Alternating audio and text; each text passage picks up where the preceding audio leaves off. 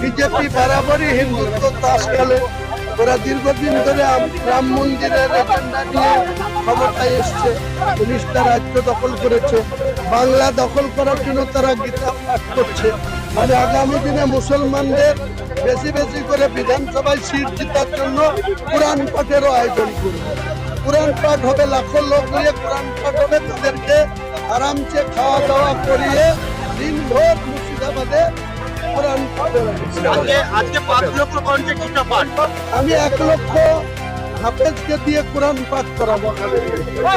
1 লক্ষ মুর্শিদাবাদের কোনো এক জায়গায় প্যান্ডেল করব বড় করে, 1 লক্ষ হাফেজ কোরআনের হাফেজকে দিয়ে আমি কোরআন